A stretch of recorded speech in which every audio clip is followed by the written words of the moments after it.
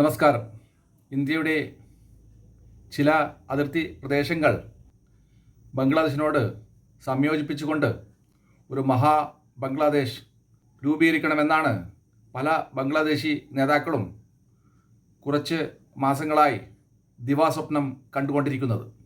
ഈ അവസ്ഥയിലാണ് ബംഗ്ലാദേശിൻ്റെ നിലനിൽപ്പിന് തന്നെ ബാധിക്കുന്ന തരത്തിൽ അവരുടെ എക്കണോമിയും വ്യവസായ മേഖലയും അതുപോലെ അവരുടെ അടിത്തട്ടിലെ സാമൂഹിക സുരക്ഷാ വ്യവസ്ഥകളും തകർന്നടിയുന്ന കാഴ്ചകൾ നമ്മൾ ഇപ്പോൾ കണ്ടുകൊണ്ടിരിക്കുന്നത്.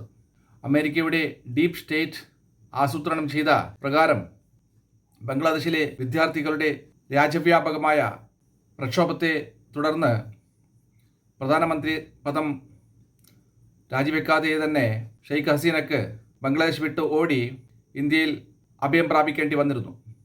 അതിനുശേഷം അമേരിക്കയുടെ ഡീപ് സ്റ്റേറ്റിൻ്റെ സഹായത്തോടു കൂടി ബംഗ്ലാദേശിൽ അധികാരത്തിൽ വന്ന മുഹമ്മദ് യൂനിസ് ഗവൺമെൻറ് അവരുടെ രാജ്യത്തിൻ്റെ പ്രശ്നങ്ങൾക്കൊന്നും പരിഹാരങ്ങൾ കാണാൻ ശ്രമിക്കാതെ ജമായത്ത് ഇസ്ലാമി പോലുള്ള ഭീകര സംഘടനകളെ ഉപയോഗിച്ച് ഇന്ത്യക്കെതിരെ അവിടുത്തെ ജനങ്ങളെയും രാഷ്ട്രീയ നേതാക്കളെയും മിലിറ്ററിയെയും തിരിച്ചുവിടുന്ന അവസ്ഥയാണ് ഇപ്പോൾ നിലവിലുള്ളത്.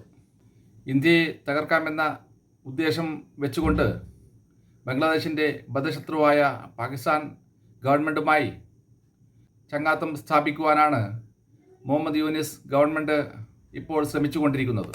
അങ്ങനെയുള്ള പരിതസ്ഥിതിയിലാണ് മ്യാൻമാർ ബേസ് ചെയ്യുന്ന അറക്കൻ ആർമി ബംഗ്ലാദേശിൻ്റെ അതിർത്തി പ്രദേശങ്ങൾ ഒന്നൊന്നായി പിടിച്ചടക്കിക്കൊണ്ടിരിക്കുന്നത്.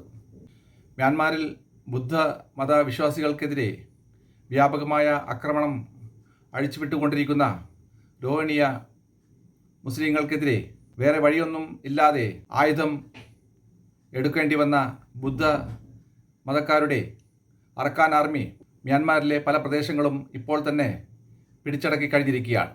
മുൻപ് കാലിൽ ചെരുപ്പുകൾ പോലും ധരിക്കാത്തതും കവചിത വാഹനങ്ങളുടെ അകമ്പടി ഇല്ലാത്തതുമായ അതേ അറക്കൻ ആർമി ഇപ്പോൾ മിലിറ്ററി സ്റ്റൈലിൽ മിലിറ്ററി യൂണിഫോമും ഷൂസും ധരിച്ചുകൊണ്ടും അത്യാധുനിക ആയുധങ്ങൾ ഏന്തിക്കൊണ്ടും നൂറുകണക്കിന് കവചിത വാഹനങ്ങളുടെ അകമ്പടിയോടു കൂടിയാണ് അവർ പിടിച്ചെടുത്ത പ്രദേശങ്ങളിൽ ഭരണം നടത്തിക്കൊണ്ടിരിക്കുന്നത്.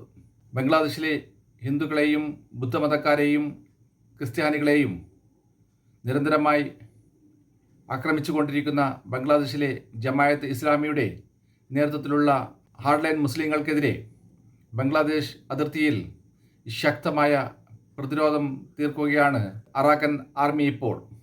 അറാക്കൻ ആർമി ഇതിനോടകം തന്നെ ബംഗ്ലാദേശിൻ്റെ 270 കിലോമീറ്ററോളം വരുന്ന അതിർത്തി പ്രദേശങ്ങൾ പിടിച്ചടക്കി കഴിഞ്ഞിരിക്കുകയാണെന്നാണ് അന്താരാഷ്ട്ര മാധ്യമങ്ങൾ ഇപ്പോൾ റിപ്പോർട്ട് ചെയ്യുന്നത്. ഇപ്പോൾ കേൾക്കുന്നത് അറാക്കൻ ആർമി ബംഗാൾ ഉൾക്കടലിൽ സ്ഥിതി ചെയ്യുന്ന ബംഗ്ലാദേശിൻ്റെ തന്ത്രപ്രധാനമായ സെൻറ്റ് മാർട്ടിൻ ദ്വീപ് ഇതിനോടകം തന്നെ പിടിച്ചെടുത്തു കഴിഞ്ഞിരിക്കുന്നു എന്ന് മാത്രമല്ല,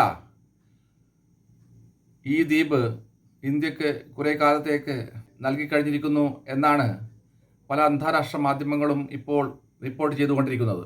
ഇന്ത്യൻ ഗവൺമെൻറ് ഇക്കാര്യത്തിൽ ഇതുവരെ ഒരു അഭിപ്രായവും പറഞ്ഞിട്ടില്ലെങ്കിൽ പോലും അതിൻ്റെ നിജസ്ഥിതി ഈ മാസം അവസാനത്തോടു കൂടി പുറത്തു വരും എന്നാണ് അറിയാൻ കഴിയുന്നത്. പാകിസ്ഥാനിൽ നിന്നും ഈസ്റ്റ് ബംഗാളിനെ അടർത്തി മാറ്റി ബംഗ്ലാദേശ് എന്ന രാജ്യം രൂപീകരിക്കുവാൻ വേണ്ടി ഇന്ത്യ പാകിസ്ഥാനുമായി നടത്തിയ യുദ്ധവും അതിനുശേഷം ബംഗ്ലാദേശിന് ഇന്ത്യ നൽകിയ സഹായങ്ങളും മറന്നുകൊണ്ട് ഇന്ത്യക്കെതിരെ തിരിയാനാണ് ഇനിയും മുഹമ്മദ് യൂനിസ് ഗവൺമെൻറ്റിൻ്റെ ഭാവമെങ്കിൽ അത് ബംഗ്ലാദേശ് എന്ന രാജ്യത്തിൻ്റെ പരിപൂർണ നാശത്തിലേ കലാശിക്കുകയുള്ളൂ.